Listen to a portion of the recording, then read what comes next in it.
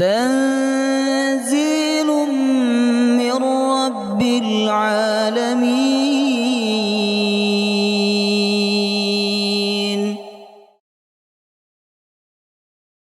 يا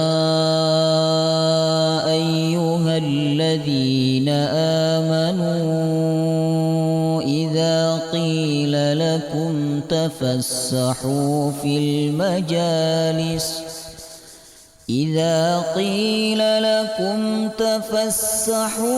المجالس فافسحوا يفسح الله لكم وإذا قيل انشزوا فانشزوا يرفع الله الذين آمنوا منكم والذين أوتوا العلم درجات والله بما تعملون خبير.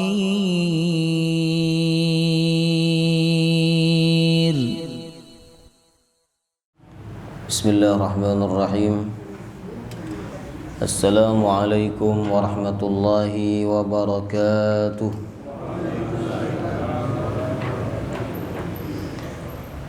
الحمد لله رب العالمين، نحمده ونستعينه ونستغفره ونعوذ بالله من شرور أنفسنا ومن سيئات أعمالنا، من يهده الله فلا مضل له ومن يضلل فلا هادي له. أشهد أن لا إله إلا الله وحده لا شريك له وأشهد أن محمدا عبده ورسوله لا نبي ولا رسول بعده. اللهم صل وسلم على سيدنا ونبينا محمد وعلى آله وصحبه أجمعين. سبحانك لا علم لنا إلا ما علمتنا إنك أنت العليم الحكيم. اللهم إنا نسألك علما نافعا ورزقا طيبا وعملا متقبلا آمين يا رب العالمين. Alhamdulillah, kita harus mensyukuri nikmat ini kepada Allah. Nikmat kita bisa berkumpul di masjid untuk melaksanakan sholat berjamaah dan thalabul ilmi. Tidak semua orang diberikan nikmat seperti ini, Bapak Ibu. Ada orang yang mengisi waktu antara maghrib dan isya dengan hal-hal yang sia-sia. Ada juga yang mengisi dengan dosa. Sedangkan kita dibimbing oleh Allah untuk mengisi waktu yang mulia ini dengan amal soleh. Semoga apa yang kita lakukan ini diterima oleh Allah dengan penerimaan yang sempurna. Amin ya rabbal alamin. Jemaah rahimakumullah, pertemuan sebelum ini kita sudah masuk bab al-halal wal haram, tentang halal dan haram. Halal segala sesuatu yang diperbolehkan oleh syariat untuk melakukannya atau memakannya atau meminumnya atau memakainya, Bapak Ibu. Sedangkan haram segala sesuatu yang dilarang oleh syariat untuk mengerjakannya, memakannya, meminumnya atau memakainya. Jamaah rahimakumullah. Untuk menilai sesuatu itu halal atau haram, kita menggunakan kacamata syariat, bukan sesuai kacamata masyarakat, ya. Walaupun menurut masyarakat itu boleh, tetapi kalau menurut syariat haram, ya tetap haram. Jamaah rahimakumullah. Jadi perkumpulan dan kesepakatan banyak orang bahwa sesuatu itu halal padahal kata syariat haram, maka kesepakatan mereka itu tidak bisa merubah hukum haram menjadi halal. Sebaliknya, memandang sesuatu yang haram juga berdasarkan kacamata syariat, bukan sesuai dengan kacamata masyarakat, ya. Jadi halal haram ini yang bisa menentukan ini halal, ini haram hanya Allah dan Rasulnya. Kemudian ada beberapa ayat yang sudah kita pelajari kemarin Pertama Al-Baqarah ayat 168, bahwa Allah memerintahkan kita semua untuk memakan yang halalan thayyiba, halal lagi baik. Dan Allah mengingatkan kita untuk tidak mengikuti langkah syaitan, karena dalam urusan makanan banyak sekali manusia yang mengikuti langkah-langkah syaitan. Kemudian yang kedua, surah Al-Maidah ayat 87 sampai 88, yaitu perintah Allah kepada orang beriman untuk tidak mengharamkan sesuatu yang telah dihalalkan oleh Allah. Jadi kalau boleh jangan dilarang Bapak Ibu, ya. Kalau boleh tidak boleh diharamkan. Sesuatu yang haram tidak boleh dihalalkan, ya. Kemudian dan beberapa ayat yang lain sudah kita pelajari. Sekarang kita masuk hadis-hadis Nabi sallallahu alaihi wasallam mengenai halal dan haram. Dalam kitab ini ada 3 hadis saja yang disebutkan. Yang pertama, hadis muttafaqun alaih, yang disepakati keabsahannya oleh Imam Al-Bukhari dan Imam Muslim. Rasulullah SAW bersabda, dari sahabat Nabi namanya Nu'man bin Bashir radhiyallahu an, beliau menuturkan bahwa Rasulullah SAW bersabda, innal halala bayyin wa innal harama bayyin. Sesungguhnya yang halal itu jelas dan yang haram juga jelas. Wa bainahuma mushtabihat. Di antara keduanya, berarti antara halal dan haram itu ada namanya syubhat, bukan makruh. Ya, sebagian orang memandang bahwa antara halal dan haram berarti makruh. Bukan. Antara halal dan haram kata Nabi adalah syubhat. La ya'lamuhunna katsirun minan nas. Banyak manusia tidak mengetahui. Jadi perkara syubhat ini banyak orang yang tidak tahu, sehingga mereka melakukannya, Bapak Ibu. Karena tidak jelas ini halalkah, ini haramkah, tidak jelas, ya. Kemudian Nabi mengingatkan, famanittaqash syubhat faqad istabra'a lidinihi wa 'irdihi. Siapa yang meninggalkan perkara yang syubhat, maka dia telah menyelamatkan agamanya dan kehormatannya. Artinya apa? Orang yang melakukan perkara syubhat ini pantas untuk dicela. Sehingga orang yang meninggalkan perkara syubhat berarti dia telah menyelamatkan kehormatan dirinya. Jemaah rahimakumullah. Kalau orang melakukan perkara syubhat saja pantas dicela, apalagi yang melakukan perkara haram, ya. Wa man waqa'a fis syubhat waqa'a fil haram. Kebanyakan orang yang terjerumus dalam perkara syubhat itu juga terjerumus dalam perkara yang haram. Karra'i yar'a haulal hima yushiku ay yarta'a fihi. Kata Nabi, seperti pengembala yang mengembala di sekitar kawasan terlarang yang hampir menjerumuskan dia ke dalamnya. Ini dilarang, sedangkan dekat dia tidak dilarang, tapi dia mengembalakan kambingnya di dekat tanah larangan. Akhirnya apa? Kambingnya itu masuk ke tanahnya orang, yang mana orang itu melarang rumputnya untuk dimakan oleh kambing orang lain, ya. Kemudian Nabi mengatakan, ala wa inna likulli malikin hima. Ketahuilah sesungguhnya setiap raja itu memiliki larangan-larangan, batasan-batasan. Ala wa inna himallahi maharimuhu. Dan sesungguhnya larangan-larangan Allah adalah perkara yang diharamkan oleh Allah. Ala wa inna fil jasadi mudghah. Ketahuilah bahwa di dalam jasad manusia itu ada segumpal daging. Idza saluhat saluhal jasadu kulluh. Apabila segumpal itu baik, maka yang lain baik semuanya. Wa idza fasadat, apabila yang segumpal itu rusak, fasadal jasadu kulluh, maka semuanya menjadi rusak. Ala wahiyal qalbu. Segumpal daging itu adalah hati. Paham? Nah, kita bahas hadis ini, Bapak Ibu. Nabi mengatakan, halal itu jelas, haram itu jelas. Antara halal dan haram namanya syubhat. Jadi ada 3 hukum dalam hadis ini. Di dunia ini hanya ada 3 hukum, jamaah rahimakumullah, ya, mengenai satu perkara atau satu perbuatan atau suatu benda. Itu kalau tidak halal, kemungkinan yang kedua haram, atau antara keduanya adalah syubhat, ya.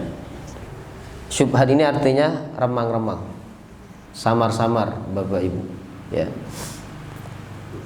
Nabi mengatakan yang halal jelas, yang haram jelas. Jika di atas meja ini ada 2 jenis minuman, 1 botol khamr, yang 1 botol air mineral, jelas tidak halal dan yang haram?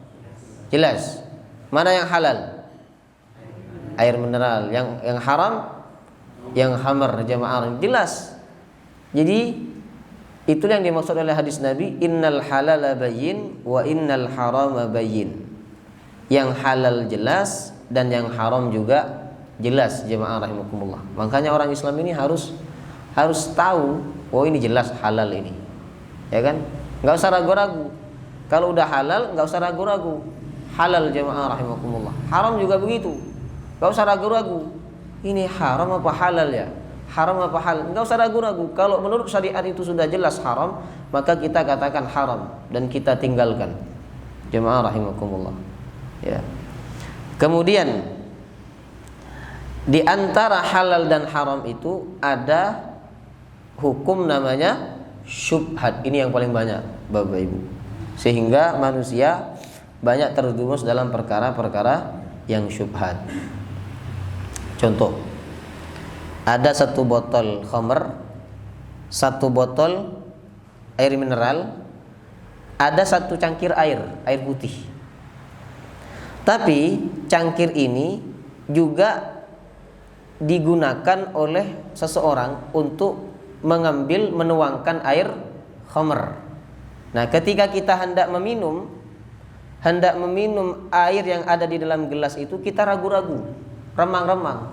Apakah cangkir itu sudah dibersihkan, sudah disucikan dari khamr ataukah tidak? Ini namanya apa? Syubhat, jamaah rahimakumullah. Paham tidak? Paham ya? Jadi syubhat itu kita ragu, ini cangkirnya masih ada campuran khamr atau tidak, ya, sudah dibersihkan atau tidak, ya. Maka air yang ada di dalam cangkir itu termasuk syubhat. Yang pertama jelas haram, yang kedua jelas halal, yang ketiga masih remang-remang, jamaah rahimakumullah, ya. Jadi yang halal itu jelas, roti halal jelas, jamaah rahimakumullah. Kemudian apa? Beras halal jelas, jamaah rahimakumullah. Menikah halal dan itu jelas, ya. Berpakaian yang tidak diharamkan jelas halal, jamaah rahimakumullah. Jual beli halal, Bapak Ibu, dan ini jelas. Yang haram pun juga jelas, kata Nabi SAW, babi haram, daging babi itu haram, jelas. Kemudian apa lagi? Yang jelas-jelas haram, riba haram apa tidak? Haram apa tidak? Jelas. Jelas, jamaah rahimakumullah. Cuman orang sekarang aja yang merasa remang-remang. Ini kayaknya bukan riba, ini kayaknya halal. Padahal riba itu hukumnya haram, jelas. Wa ahallallahu al-bai'a wa harrama riba. Allah menghalalkan jual beli dan Allah mengharamkan riba. Nah, di antara keduanya itu ada namanya syubhat, Bapak Ibu. Syubhat ini ada beberapa kemungkinan. Itu karena belum diketahui halal haramnya, atau karena ada 2 dalil. Jadi yang satu bilang haram, yang satu bilang halal, maka perkara itu masuk dalam syubhat, jamaah rahimakumullah. Contoh syubhat, ya. Misalnya panjenengan diundang makan oleh orang yang punya 2 sumber penghasilan. Satu sumber penghasilan dari yang halal, yang satu sumber penghasilan itu dari yang haram. Anggaplah dia itu berdagang, tapi di sisi lain dia punya pekerjaan mencuri, Bapak Ibu. Nah, lalu kita diundang dan kita tahu, jemaah rahimakumullah, bahwa pekerjaan dia itu salah satunya adalah mencuri. Ya. Lalu kita diundang ke rumahnya untuk makan-makan. Misalnya dia buat acara Maulid Nabi, undang orang makan-makan. Nah, itu halal apa haram itu makanannya? Halo. Halal apa haram? Halam. Halam itu antara halal dan, maka makanan itu masuk dalam perkara syubhat, Bapak Ibu. Nah, kalau syubhat lebih baik ditinggalkan, jemaah rahimakumullah. Baik. Itu contoh. Kemudian misalnya saya diundang oleh seseorang. Diundang oleh seseorang dan orang itu pekerjaannya adalah menghasilkan duit dengan cara riba. Jadi minjemkan ke orang, kemudian orang harus bayar lebih kepada dia. Jadi dia kaya dengan harta riba. Lalu saya diundang oleh orang itu untuk ngisi pengajian, jemaah rahimakumullah. Setelah isi pengajian, saya dikasih hadiah berupa makanan atau berupa uang oleh orang itu. Itu uang dan makanannya halal apa haram itu? Hah?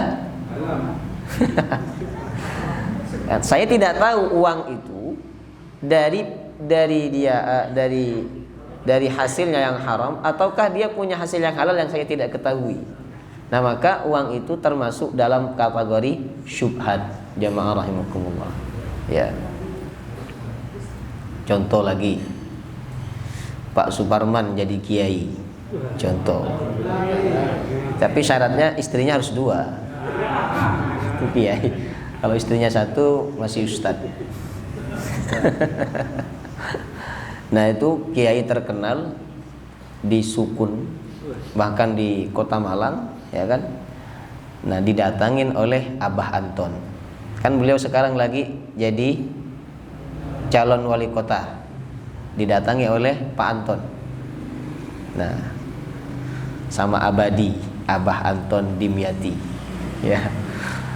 Nah, didatangin, terus Pak Anton bilang, Pak Yai, saya minta doa dan dukungan panjenengan untuk saya. Oh, nggih, insyaallah jadi panjenengan. Nah, setelah itu Pak Kiai Suparman disalimi duit. 1 gepok duitnya. Jemaah rahimakumullah. Nah, itu halal apa haram itu? Kalau sedikit haram ya. Kalau kiai-kiai ini kalau sedikit haram, itu haram itu sogok ar-rashi wal murtasifin. Tapi kalau banyak 100 juta enggak ada suaranya, coba. Ya. Itu halal apa haram itu? Nah, itu namanya syubhat, Bapak. Kalau udah remang-remang kayak gini, ini namanya syubhat. Jemaah rahimakumullah. Ya, mau dikatakan haram, dia ngasih sebagaimana orang datang kepada kiai biasanya ngasih duit. Ya kan? Mau dikatakan halal, dia ngasihnya ketika dia jadi calon wali kota. Jadi remang-remang antara halal dan haram. Maka itu termasuk duit syubhat, Bapak Ibu. Nah, kiai yang warok pasti meninggalkan itu. Jadi duitnya enggak dimakan sama dia. Mungkin dikasihkan ke masjid atau dikasihkan ke jalan. Jamaah rahimakumullah. Ya, enggak dimakan atau dikembalikan kepada orangnya. Enggak mau saya. Ambil. 200 juta kiai. Oh ya, enggak apa-apa.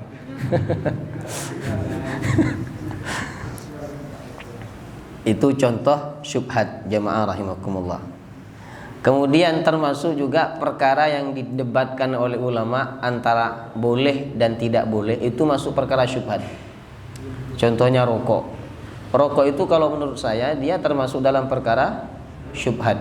Kenapa? Ada yang bilang haram, ada yang bilang makruh. Makruh itu kan boleh tapi dibenci begitu. Maka rokok ini termasuk perkara yang syubhat, jamaah rahimakumullah. Karena dia perkara yang syubhat, maka lebih baik ditinggalkan. Makanya orang yang merokok itu tidak pantas jadi imam. Baik imam untuk istrinya maupun imam di masjid. Bapak Ibu. Yang merokok itu tidak pantas jadi imam sholat. Kenapa? Dia tidak meninggalkan perkara yang apalagi terang-terangan. Terang-terangan di depan banyak orang, rokokan, Bapak Ibu. Dan itu memberikan contoh yang tidak baik kepada orang. Semoga yang merokok bertaubat ya. Tapi tetap aja tidak bertaubat ya. Berarti punya keyakinan tersendiri bahwa rokok itu halal. Jemaah rahimakumullah. Nah, apalagi yang diperdebatkan oleh ulama apalagi mengenai bank konvensional, Bapak Ibu. Bank BRI, BNI, BCA, BTN dan bank-bank konvensional lainnya. Itu kan diperdebatkan oleh ulama. Ada yang bilang haram kalau begini-begini, ada yang bilang halal dengan syarat. Jadi macam-macam. Nah, perdebatan-perdebatan itu, nah maka bank konvensional itu statusnya sebagai perkara yang syubhat, jamaah rahimakumullah. Kalau banknya syubhat berarti semuanya syubhat, Bapak Ibu. Satpamnya kerja di bank konvensional juga syubhat, jamaah rahimakumullah. Semuanya syubhat. Ya kan? Kemudian kalau kita kehujanan kemudian ngiyup di bangunan bank, itu juga syubhat, Bapak Ibu. Ya kan? Tidak hanya yang bekerja di dalam itu yang syubhat, tapi kita pun juga ikut syubhat juga kalau kita memakai fasilitas daripada bank konvensional. Lalu bank memberikan sumbangan kepada pondok, itu juga syubhat. Jadi pondoknya pondok syubhat, jemaah rahimakumullah. Jadi semuanya serba syubhat. Dulu kiai saya, Kiai Hasyim Muzadi, jemaah rahimakumullah, Allah yarham, itu dapat dana 2M dari bank untuk bangun pondok dan bangun masjid. Tapi dana itu sama sekali tidak dipakai oleh beliau. Ya, makanya pondok beliau itu agak lama pembangunannya karena menunggu muhsinin muhsinat dari orang-orang, bukan dari pemerintah dan juga bukan dari bank, jemaah rahimakumullah. Beliau berhati-hati, ya kan? Beliau itu sering cerita tentang masjid di Aceh. Masjid di Aceh yang waktu tsunami tidak roboh, hanya ada satu bagian yang roboh. Ya, masjid apa namanya? Baitur Rahman, Bapak Ibu. Ya, itu kata beliau, mungkin yang tidak roboh itu dibangun dengan duit betul-betul halal itu. Adapun ada sebagian yang roboh, itu duitnya syubhat, kata beliau. Ya kan? Makanya kalau masjid ini kok gempa lalu roboh, itu mungkin duitnya syubhat semua. Jadi syubhat itu salah satunya adalah yang diperdebatkan oleh ulama antara halal dan haramnya. Ya. Kemudian macam-macam syubhat, Bapak Ibu. Ada 3. Yang pertama, sesuatu yang haram kata ulama, namun kemudian timbul keraguan karena tercampur dengan yang halal, ya, maka ini termasuk syubhat. Dan karena haram itu tercampur dengan yang halal, maka yang halal ikut menjadi haram, dihukumi haram. Contohnya ada daging haram bercampur dengan daging halal, sehingga kita tidak bisa membedakan mana daging yang halal, maka semua daging itu dihukumi haram. Ya, jadi kalau halal dan haram bercampur, yang halal kalah, maka yang haram dimenangkan. Itu untuk berhati-hati, Bapak Ibu, ya kan? Kemudian yang kedua, sesuatu yang halal tapi kita timbul keraguan, maka ini tetap dihukumi halal. Sesuatu yang halal tapi kita timbul keraguan. Contohnya apa? Contoh,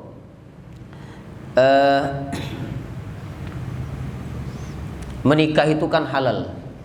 Lalu satu waktu panjenengan ragu.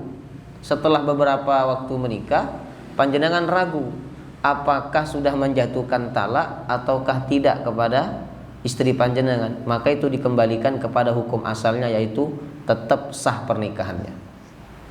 Ya kan? Apakah tadi saya sadar atau tidak ketika mentalak, maka kembali kepada hukum asalnya, yaitu hukum asalnya tidak terjatuh talak, jamaah rahimakumullah. Misalnya panjenengan mentala istri panjenengan ketika dalam keadaan ighlaq, marah semarah-marahnya, sampai panjenengan hilang akal, ya kan, piring dipecahkan, semuanya dipecahkan, bahkan jatuh kata talak. Nah, panjenengan mengucapkan itu dalam keadaan sadarkah atau tidak, panjenengan ragu, ini kembali kepada hukum asalnya, tidak ada talak, ya. Kemudian termasuk juga wudu, Bapak Ibu. Jadi kalau panjenengan sudah berwudu lalu ragu, wudu saya masih ada atau sudah batal, nah maka kembali kepada hukum asalnya. Hukum asalnya apa? Dianggap berwudu karena awalnya panjenengan berwudu, jamaah rahimakumullah. Termasuk juga kalau panjenengan ragu ini najiskah atau tidak, maka kembali kepada hukum asalnya, yaitu suci. Kopiah panjenengan jatuh di kamar mandi, ragu najiskah atau suci, karena panjenengan tidak melihat najis di situ. Tapi kamar mandi tempatnya najis memang. Tapi kan biasanya orang setelah membuang najis dia membersihkannya, Bapak Ibu. Nah, maka ini kembali kepada hukum asalnya, yaitu suci, jamaah rahimakumullah, ya. Lalu kemudian Bapak Ibu jamaah rahimakumullah, yang ketiga, sesuatu yang diragukan halal dan haramnya. Sesuatu yang diragukan halal dan haramnya, ya. Kalau yang tadi itu halalnya halalnya jelas tapi kemudian timbul keraguan. Sedangkan yang ketiga ini antara halal dan haram, ya kan, sebagaimana tadi contoh yang saya sampaikan, ya, mengenai bank konvensional, kemudian rokok, kemudian bercampurnya sesuatu, apa tadi contohnya, ketika kita diundang makan oleh seseorang yang penghasilannya itu dari sesuatu yang haram, Bapak Ibu, sesuatu yang haram, jemaah rahimakumullah, diragukan halal dan haramnya, Bapak Ibu, maka ini lebih baik ditinggalkan. Lebih baik ditinggalkan. Jadi kalau kita ragu ini halalkah, ini haramkah, lebih baik ditinggalkan.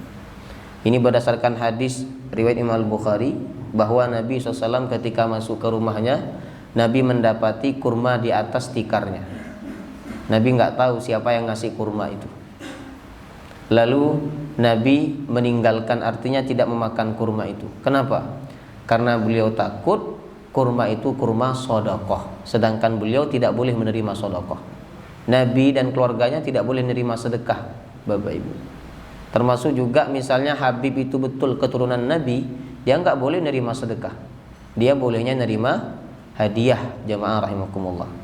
Karena Nabi tidak tahu, khawatir itu kurma sedekah, maka sama Nabi Sallallahu Alaihi Wasallam ditinggalkan, tidak dimakan. Jadi ini dalil bahwa kalau kita bertemu dengan perkara yang syubhat atau barang yang syubhat, maka lebih baik ditinggalkan, Bapak Ibu. Ya, orang wara itu adalah orang yang meninggalkan perkara yang syubhat. Ya. Walaupun orang menganggap itu biasa, tapi dia meninggalkan, jamaah rahimakumullah. Kalau orang meninggalkan perkara yang haram itu biasa, Bapak Ibu, karena memang jelas haram, jamaah rahimakumullah. Tetapi orang yang meninggalkan perkara yang syubhat ini luar biasa, karena tidak jelas ini halal haramnya tidak jelas, tapi ditinggalkan karena khawatir, karena berhati-hati. Ini orang yang wara, ya, ini orang yang wara, Bapak Ibu, ya. Bagaimana jika kita diundang makan oleh orang yang penghasilannya salah satunya adalah haram? Kata Imam Ahmad bin Hanbal, kalau penghasilan haramnya lebih sedikit dibandingkan penghasilan yang halal, maka kita boleh datang memenuhi undangan makannya. Bahkan pendapat yang lebih ringan lagi, pendapatnya sahabat Abdullah bin Mas'ud yang mengatakan bahwa kalau kita diundang oleh orang yang jelas-jelas penghasilannya haram, kita nggak apa-apa datang ke rumahnya dan makan makanan yang dihidangkan oleh dia. Kelezatan milik kita tapi dosa milik mereka, kata beliau. Ya. Jadi kelezatan milik kita tapi dosa milik mereka. Tapi untuk berhati-hati, ulama sepakat tinggalkan, jamaah rahimakumullah. Ya, ditinggalkan. Kemudian Nabi SAW mengatakan famanittaqash syubhat faqad istabra'a lidinihi wa irdihi. Siapa yang meninggalkan perkara syubhat, dia telah menyelamatkan agamanya dan kehormatannya, Bapak Ibu. Jadi yang meninggalkan perkara syubhat itu kehormatannya terselamatkan. Kalau kita ada ustadz nih, Bapak Ibu, ada ustadz datang ke undangan mana yang undang itu adalah preman, kemudian pencuri, perampok, dia kaya karena merampok. Lalu ustadz itu datang ke undangannya, ceramah di tempat itu, pulang dapat amplop, dapat bingkisan, dapat hadiah. Kira-kira orang mencela ustadz itu atau tidak? Dicela nggak orang itu sama orang-orang itu sama ustadz itu dicela atau tidak sama orang-orang? Tercela, jamaah rahimakumullah. Ya. Bahkan ada kiai, Bapak Ibu, datang ke bank, ceramah di bank, ngisi pengajian di bank, dicela oleh banyak orang. Karena apa? Dia tidak menjaga dirinya dari perkara yang syubhat. Makanya Nabi mengatakan, orang yang menjaga dirinya dari perkara yang syubhat, dia telah menyelamatkan agamanya dan juga telah menyelamatkan kehormatannya. Jamaah rahimakumullah. Ya. Wa man waqa'a fis syubhat waqa'a fil haram. Siapa yang jatuh dalam perkara yang syubhat, biasanya dia jatuh dalam perkara yang haram. Syubhat itu kan remang-remang antara halal dan haram. Biasanya orang yang bermudah-mudahan dengan perkara syubhat, dia nantinya akan berujung melakukan perkara yang jelas-jelas diharamkan oleh Allah Subhanahu wa ta'ala. Berarti syubhat ini perkara yang buruk, Bapak Ibu. Karena keburukan itu kan melahirkan keburukan yang lebih besar. Kata Nabi, siapa yang melakukan syubhat, nanti dia akan jatuh kepada perkara yang haram. Ya. Karra'i yar'a haulal hima yushiku ay yarta'a fihi. Ala wa inna likulli malikin hima, ala wa inna himallahi maharimuhu. Ketahuilah sesungguhnya setiap raja itu punya tanah larangan. Raja-raja pada zaman dahulu, mereka memagari tanahnya. Nah, di tanah itu dipagari oleh mereka supaya tidak dimakan rumputnya oleh binatang, oleh hewan orang lain. Itu khusus untuk hewan-hewan mereka, Bapak Ibu. Nah, apabila ada orang yang berani masuk ke dalam tanah larangan itu, maka sama raja akan dihukum. Orang yang tidak takut, jamaah rahimakumullah, terhadap ancaman raja, maka dia akan mengembalakan kambingnya di dekat tanah larangan itu. Akhirnya apa? Ketika dia mengembalakan kambingnya di dekat tanah larangan, lama-kelamaan kambingnya masuk ke dalam tanah larangan, Bapak Ibu. Allah juga begitu. Allah ini sebagai raja punya larangan-larangan, dan segala yang diharamkan oleh Allah itulah larangan Allah.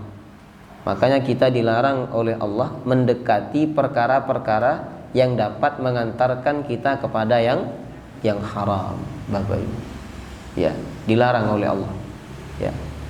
Kemudian Nabi mengatakan, wa inna fil jasadi mudghah. Sesungguhnya di dalam jasad kita, jasad manusia itu ada segumpal daging. Idza salahat salahal jasadu kullu. Apabila segumpal daging itu baik, maka baik semuanya. Apabila rusak, maka rusak semuanya, yaitu hati. Subhanallah. Ketika Nabi menyebutkan halal dan haram serta syubhat, setelah itu Nabi menyebutkan tentang kondisi hati. Kalau hatinya baik, maka anggota badan yang lain baik. Kalau hatinya jelek, maka yang lain juga akan menjadi jelek. Ini menunjukkan bahwa apa yang kita kerjakan dan apa yang kita makan, dari yang halal atau yang haram, Bapak Ibu, itu memberikan pengaruh kepada hati. Kalau kita tidak makan kecuali yang halal, maka hati kita bersih. Sehingga badan kita ini mengajak kita untuk taat terus kepada Allah. Kalau kita makan yang haram, maka makanan yang haram itu membuat hati kita kotor, jamaah rahimakumullah. Membuat hati kita gelap. Lalu kita susah untuk beribadah kepada Allah Subhanahu wa ta'ala. Bawaannya pengen bermaksiat terus. Nah, kalau kita makan yang syubhat, berarti hati kita apa? Jadi apa? Remang-remang, Bapak Ibu. Tidak gelap dan juga tidak terang, jamaah rahimakumullah. Remang-remang. Sehingga apa? Kadang semangat, kadang tidak semangat. Kadang taat, kadang bermaksiat kepada Allah Subhanahu wa taala. Itu berarti banyak barang-barang syubhat masuk ke dalam perut kita, jemaah rahimakumullah. Ya. Makanya Nabi mengatakan di ujung hadis ini, hati itu kalau baik semuanya akan menjadi baik. Karena yang memerintahkan lisan kita berbicara ini hati kita, Bapak Ibu. Ya. Jadi kalau hatinya bersih, nanti ucapannya akan bersih, akan baik. Kalau hatinya jelek, semuanya akan menjadi jelek. Matanya jelek, kemudian ucapannya jelek, tangannya jelek. Jadi untuk mengukur kita ini hatinya baik atau tidak, lihat apa yang kita lihat. Baik atau tidak yang kita lihat. Oh baik, berarti hati kita baik. Apa yang kita ucapkan, baik atau tidak. Kalau baik berarti hati kita baik. Jamaah rahimakumullah. Makanya untuk membuat mata kita baik, membuat lisan kita baik, membuat pendengaran kita baik, tangan kita baik, itu dimulai dari memperbaiki hati, Bapak Ibu. Nah, terapi qalbu, terapi hati, jamaah rahimakumullah. Bisa dengan sholat malam, bisa dengan membaca Al-Quran dengan tadabbur, bisa juga dengan berzikir kepada Allah, bisa juga dengan puasa, hadir di dalam majelis ilmu, jamaah rahimakumullah. Bisa juga dengan berkumpul dengan orang-orang soleh yang hatinya bersih, yang hatinya selamat dari berbagai macam penyakit hati. Ya. Jadi makanan yang masuk ke dalam perut kita itu, atau pakaian yang kita pakai dan semua yang kita gunakan dalam hidup ini, itu ada pengaruhnya terhadap kebersihan hati kita, jamaah rahimakumullah. Maka makanlah yang halal, pakailah yang halal, kerjakanlah yang halal, tinggalkan yang haram, insya Allah hati kita akan menjadi hati yang baik. Ya. Hadis berikutnya,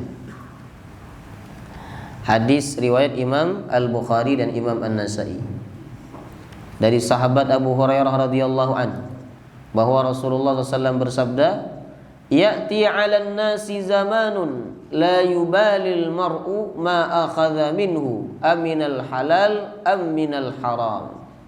Akan datang kepada manusia suatu zaman, yaitu seseorang tidak lagi peduli dari mana dia dapatkan harta itu atau makanan itu, apakah dari yang halal atau dari yang haram. Sekarang zaman itu sudah tiba apa belum? Sudah tiba, jemaah rahimakumullah. Orang tidak mikir sudah, ini halal ini haram, tidak mikir. Yang penting dapat duit, Bapak Ibu. Yang penting dapat duit, yang penting bisa beli rumah, bisa bangun rumah besar, bisa beli mobil mewah. Halal haram enggak ada, hukum itu dipakai oleh dia. Ya. Nah, zaman ini sekarang sudah tiba, jemaah rahimakumullah. Ya, lihatlah, banyak orang sudah tidak mikir, enggak tanya, "Ustadz, ini halal apa haram?" Enggak tanya sudah. Pokoknya menguntungkan, pokoknya membuat dia punya penghasilan yang besar, dilakukan. Walaupun sebenarnya dia tidak tahu itu halal apa haram, Bapak Ibu. Dia tidak konfirmasi kepada yang ahli. Jemaah rahimakumullah. Ya. Padahal orang-orang terdahulu itu sangat takut kepada sesuatu yang haram, walaupun sedikit, Bapak Ibu. Itu takut. Jemaah rahimakumullah. Ya, para ulama-ulama salaf, Nabi SAW takut kepada perkara yang haram, walaupun sebenarnya tidak jelas itu haram atau halal. Seperti tadi, ketika Nabi masuk ke rumahnya, Nabi mendapati kurma di atas tikar, dan beliau tidak tahu kurma itu kurma hadiah atau kurma sedekah, jamaah rahimakumullah. Beliau tinggalkan, beliau tidak makan kurma itu, Bapak Ibu. Ya. Ini menunjukkan kehati-hatian beliau terhadap sesuatu yang haram. Ada lagi kisah yang lebih menarik, jamaah rahimakumullah, kisah sahabat Abu Bakar As-Siddiq radhiyallahu anhu. Ya. Jadi waktu itu dikatakan dalam riwayat yang sahih, pada waktu itu beliau didatangi oleh budaknya, oleh pembantunya. Lalu pembantunya membawa makanan. Dibagilah makanan itu kepada sahabat Abu Bakar. Setelah Abu Bakar memakan beberapa suap, beliau sambil bertanya, "Hai fulan, dari mana kamu dapat makanan ini?" Kata dia, "Aku dulu waktu zaman jahiliyah, pernah bekerja jadi dukun, lalu aku dikasih duit sama orang. Nah duitnya inilah aku belikan makanan sekarang. Langsung makanan itu yang sudah masuk ke dalam perutnya Abu Bakar dicongkel oleh Abu Bakar mulutnya supaya muntah keluar. Jamaah rahimakumullah. Ada nggak orang seperti itu sekarang? Hah? Itu kehati-hatiannya para sahabat terhadap perkara yang dicongkel mulutnya. Jamaah rahimakumullah. Tenggorokannya dicongkel-congkel supaya makanan yang sudah masuk beberapa suap itu keluar dan dimuntahkan oleh sahabat Abu Bakar Siddiq radhiyallahu anhu. Ada lagi sahabat Umar Ibn Khattab radhiyallahu anhu. Sahabat Umar pernah dikasih minuman susu onta, Bapak Ibu. Lalu setelah beliau meminumnya, orang yang ngasih minum air susu itu berkata kepada sahabat Umar, "Wahai Umar, kamu tahu gak dari mana aku mendapatkan susu onta ini?" Nggak tahu, kata sahabat Umar. Dari mana memangnya? Tadi aku dari tempat itu berjalan, lalu di tengah jalan aku melihat beberapa ekor unta, dan itu unta yang akan disedekahkan oleh satu masyarakat kepada orang miskin.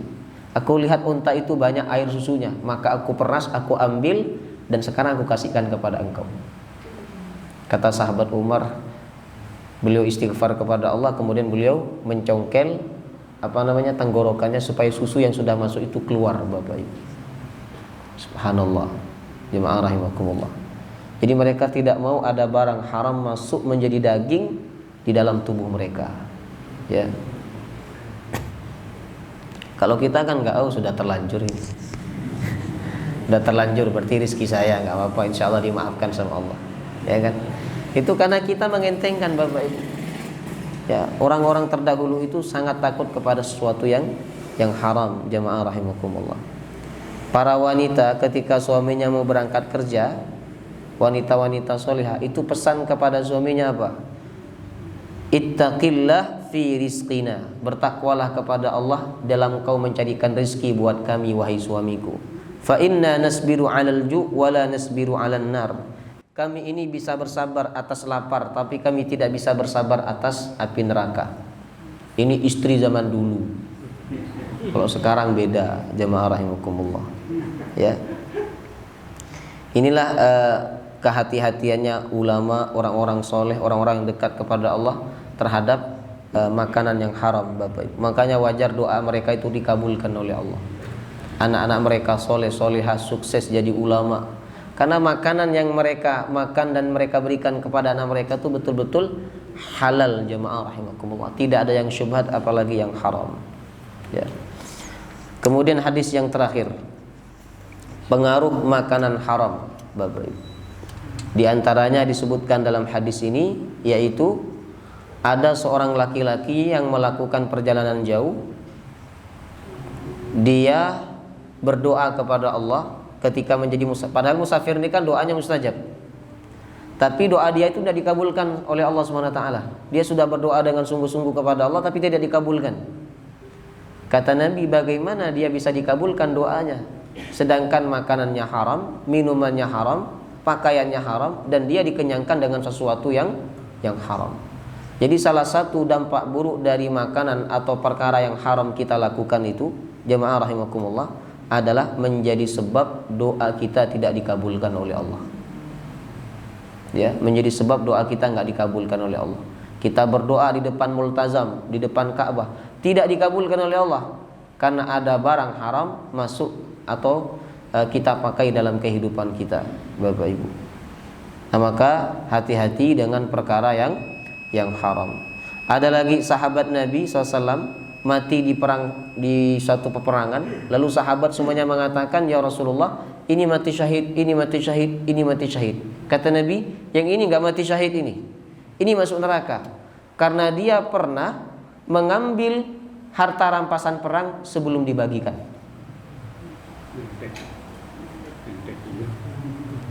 Ini sama seperti orang-orang yang ngambil daging kurban belum dibagikan udah diambil. Itu walaupun mati dalam keadaan sujud, kata Nabi, masuk neraka, Bapak Ibu. Itulah bahayanya memakan perkara yang haram. Jemaah rahimakumullah. Jadi mengambil sesuatu yang belum dibagikan itu sama saja dengan mencuri, Bapak Ibu. Ya kan? Belum dibagikan udah diambil. Jemaah rahimakumullah. Itu sama dengan mencuri dan dia telah memakan atau mengambil harta yang haram. Maka tinggalkan perkara yang haram. Kita berdoa kepada Allah, Allahumma kfini bihalalika an haramik. Ya Allah, cukupkan aku dengan yang halal sehingga tidak melakukan yang haram. Allah taala alam bisawab. Ada pertanyaan? Nah, silakan yang belakang dulu, Pak Nasir. Waalaikumsalam warahmatullahi wabarakatuh.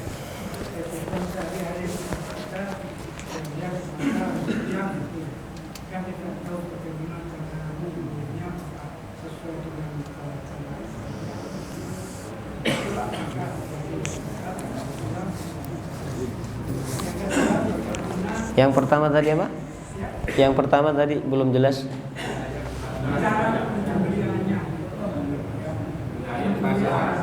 Oh, beli ayam di pasar. Iya, iya, iya, paham.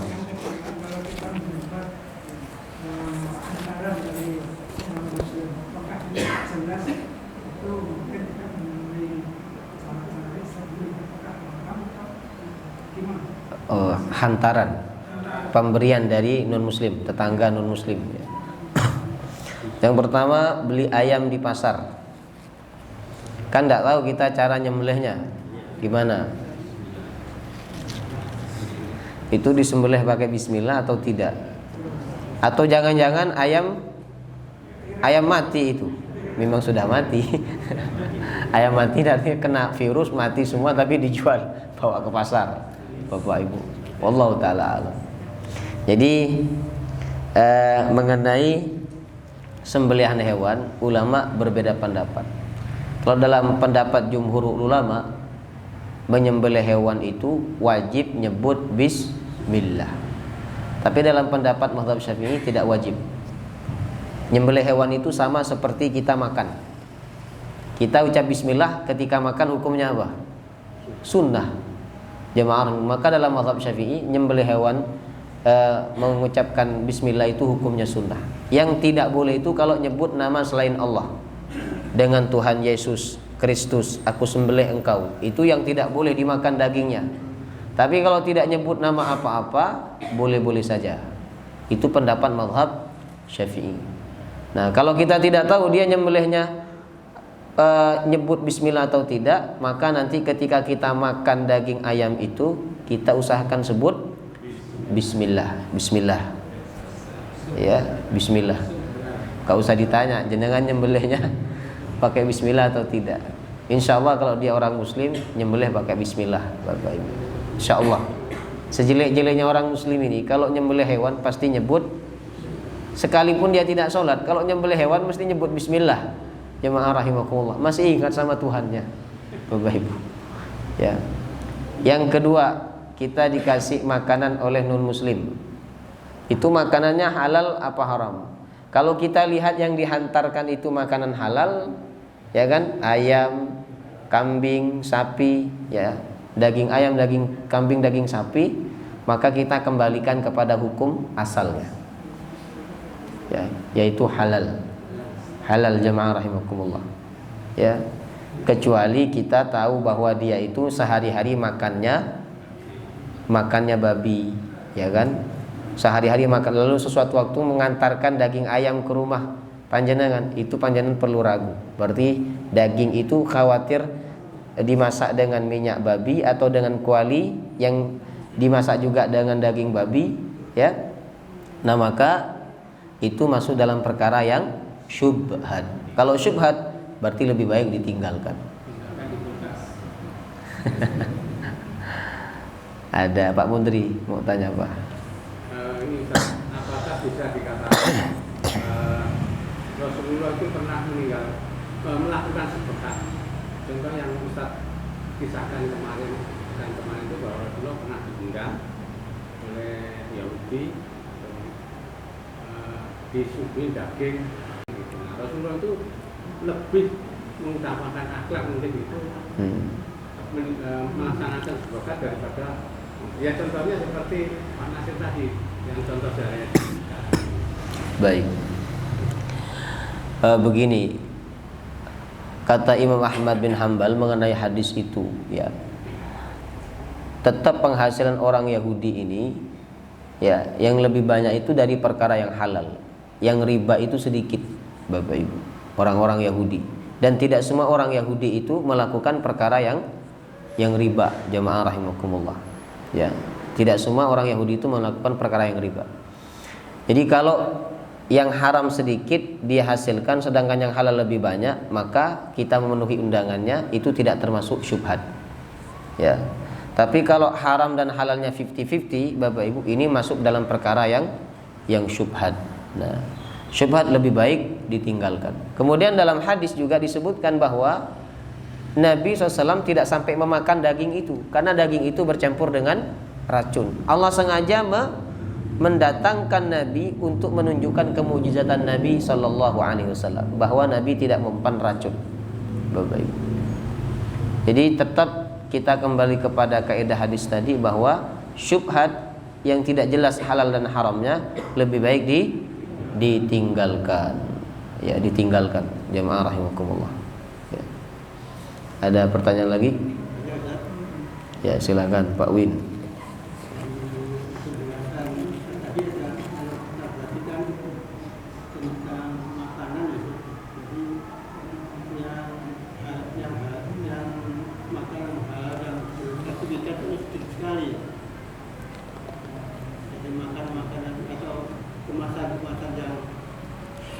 Haram. Jadi kenyataannya yang di luar itu syubhat semua, di luar yang sertifikat itu. Oh iya iya. Jadi kumpul segalanya kita juga bisa jadi syubhat. Iya. Oh baik. Beliau tanya begini. Satu lagi. Sebentar. Kemasan yang tidak ada label halalnya. Nah, apakah itu haram atau syubhat? Pertanyaan yang kedua apa? Ya.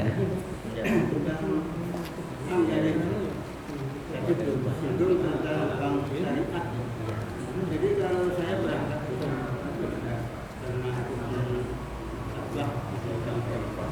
saya prakteknya sama aja dengan Bank syariah. tetap aja ada bunga. Akadnya sama. Kita usaha bangkrut, tetap aja kewajiban untuk membayar tetap aja. Oh iya. Gimana Ustaz? Baik.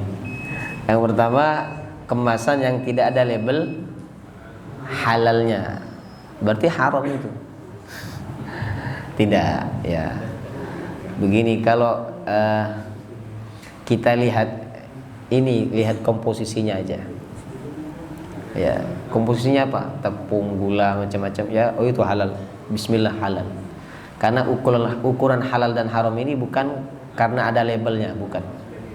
Tapi secara pandangan syariat, komposisinya itu oh halal semua. Bismillah halal, jamaah rahimakumullah. Ya. Ada sesuatu yang haram kita tidak tahu, itu di luar kemampuan kita. Cuman kalau makanan kemasan yang dijual di toko-toko besar itu, Bapak Ibu, untuk lebih berhati-hati, jika tidak ada label halalnya, tinggalkan saja, jangan dibeli. Ya, jangan dibeli. Kecuali makanan yang di tepi tepi jalan, makanan di warung kaki lima, yang jelas yang dijual itu halal, digoreng dengan minyak yang halal, kita nggak usah ragu. Walaupun di warungnya itu tidak ada tulisan halal, Bapak Ibu. Ya. Tapi kalau mie misalnya, mie dalam suatu kemasan, panjenengan tidak menemukan label halalnya, nah itu ditinggalkan saja untuk berhati-hati, ya. Jangan dibeli. Lalu mengenai bank syariah yang prakteknya sama dengan konvensional, berarti hukumnya sama dengan konvensional. Kalau prakteknya sama, ya. Jadi akadnya tidak akad Islami, maka dihukumi sama dengan bank konvensional, Bapak Ibu. Berarti syubhat juga. Cuman setahu saya bank syariah itu masih menggunakan akad-akad syariah. Nah, walaupun dalam beberapa item ya, dia juga tidak lagi pakai syariah. Jadi kalau orang nggak bayar sudah disita semua. Itu kan dalam Islam, Bapak Ibu, kalau orang tidak bisa bayar hutang lalu disita aset-asetnya dan sebagainya, itu harus ada perjanjian dulu. Jadi aset itu kalau dalam bank syariah, aset itu nanti dijual. Kemudian setelah itu penjualan dari aset itu tidak semuanya diambil oleh bank, tapi sebagian dikasihkan kepada orang itu, kemudian sebagiannya lagi digunakan untuk menutupi kekurangan daripada utangnya. Itu syariah, jemaah rahimahullah. Tapi kalau konvensional mungkin tidak seperti itu. Jadi aset itu semuanya sudah milik bank. Ya, apapun yang terjadi tetap milik bank aset itu. Padahal aset itu, pinjaman itu kan Bapak Ibu, semakin hari semakin nambah. Sedangkan aset itu nilainya semakin hari semakin nambah juga. Sebenarnya ini sudah tidak syariah. Ya kan? Ketika semua aset itu harus punya bank ketika orang tidak bisa bayar hutang. Ya. Allah taala alam bissawab. Subhanakallahumma wa bihamdika asyhadu an la ilaha illa anta astaghfiruka wa atubu ilaik. Assalamualaikum warahmatullahi wabarakatuh.